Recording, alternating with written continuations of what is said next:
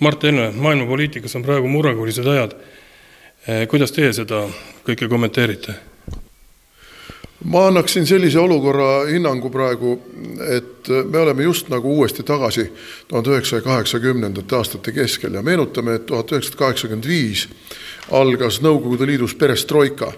Gorbatšov kuulutas välja avalikustamise ja kõik muu sellega seoses algatati uue liidulepingu sõlmimine ja mida kõike seal küll utoopiliselt ja vähem utoopiliselt püüti selle laguneva süsteemi elushoidmiseks välja mõelda. Et ma natuke võrdleksin seda, loomulikult mitte ma ei pane peale sama maatritsi, et nüüd korduvad samasugused ajaloolised sündmused, aga olukord on tõepoolest murranguline, aga kui me meenutame nüüd seda, kui kiiresti siis tookord protsessid liikusid, siis perestroika algas 1985. aastal, aga Nõukogude Liit lagunes 1991. aastal.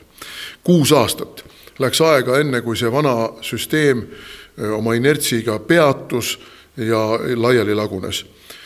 Ja praegu seoses Donald Trumpi valimisega Ameerika presidendiks, seoses kõigi nende initsiatiivide ja ofensiividega, mida ta on algatanud ja ta on ikkagi väga tormiliselt oma esimesed paar kuud ametis veetnud, me võime öelda, et on sisuliselt nagu perestroika alanud, aga mitte ainult ühes riigis, vaid nüüd juba globaalselt.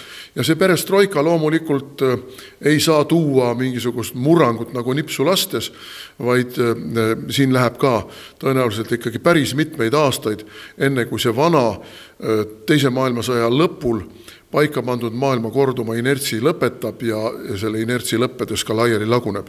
Aga laiali lagunemine muidugi toimub ka tüki haaval ja mis on sellega seoses nüüd oluline ära märkida on see, et mitte kunagi ajaloos, mitte ükski liitlassuhe, mitte ükski rahvusvaheline organisatsioon ei ole olnud igavene.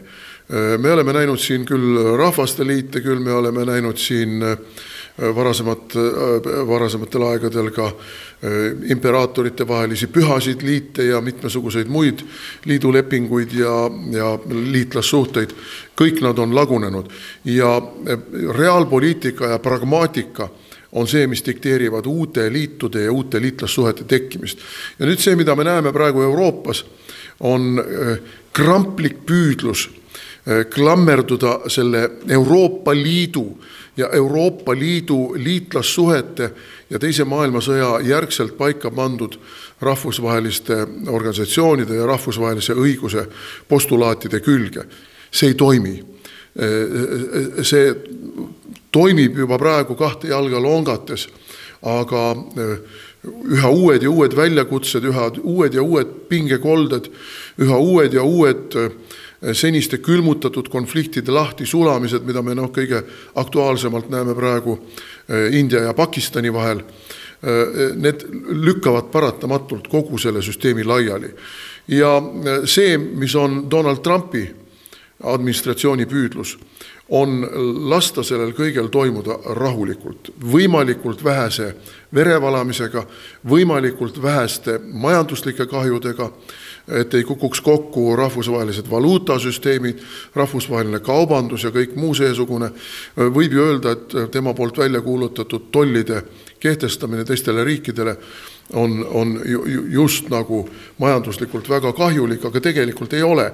Sest kui me vaatame neid tolle, mis on kas või Euroopa riikidel ja Euroopa Liidu poolt kehtestatud Ameerika kaupadele, siis see on karjuv vastuolu. Ameerika kaupu on tollidega maksustatud, samal ajal kui ameeriklased on Euroopa kaupu lasknud oma turule tollivabalt. Ja sama me võime projitseerida Ameerika-Hiina kaubandus-, majandus- ja finantssuhete peale ja tõmmata kogu seda pilti laiali üha globaalsemalt.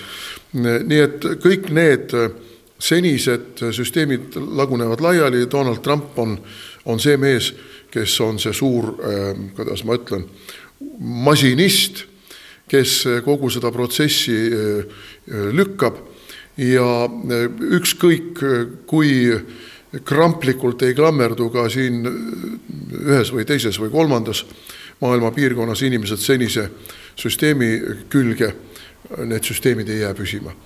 Perestroika on alanud globaalne perestroika Donald Trumpi juhtimisel on alanud ja järgneva 2-3 aasta jooksul toimuvad seesugused murrangulised ümberkujunemised, et inimesed ei suuda isegi uskuda, missuguses maailmas me 2-3 aasta pärast elame. Ja nüüd on kõige olulisem konflikt praegu. See on konflikt sõjapartei pooldajate ja rahupartei pooldajate vahel. Ja rahuparteid juhib globaalselt Donald Trump jällegi ja sõjaparteid juhivad Euroopa juhid. Macron, Merz, Starmer, loomulikult Ursula von der Leyen ja tema tuules ka Kaja Kallas. See on sõjapartei.